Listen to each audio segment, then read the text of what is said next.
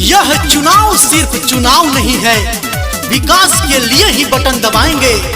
सुधार लेंगे पिछली बार के भूल को, अब की बार रविंदर सिंह को ही जिताएंगे। जी हाँ, ग्राम पंचायत राज जयसिंहपुर दक्षिणी के भावी मुखिया प्रत्याशी रविंदर सिंह जी को भारी मतों से विजयी बनाइए और अपने गांव में विकास पाइए, विकास पाइए, विकास पाइए। रौरा घरवा के हमें हो बेटा, सारा लोगवा के हमें चहेता।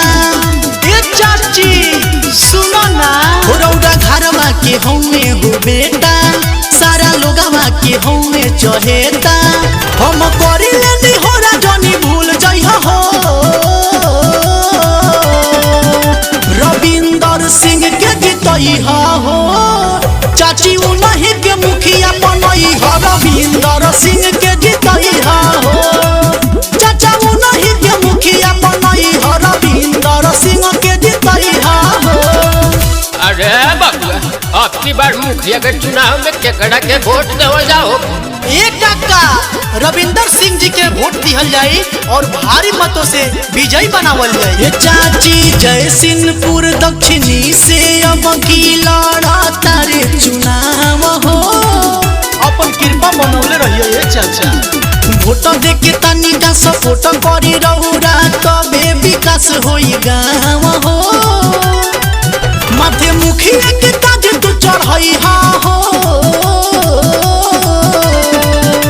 रविंदर सिंह के जितइहा हो। चाची उन्हीं के मुखिया बनई हो, रविंदर सिंह के जितइहा हो। भैया उन्हीं के मुखिया बनई हो, रविंदर सिंह के जितइहा हो।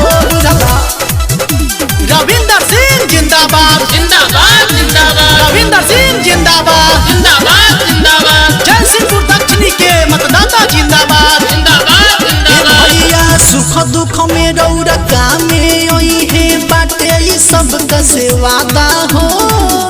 बस आप सबके सपोर्ट के जरूरी बा। गाँव के विकास और रौरा लोग के सेवा करे के बावे इरादा हो। कहे पवन पटेल जनी बिसरइहा हो, रविंदर सिंह के जितइहा हो। चाचा उन्हीं के मुखिया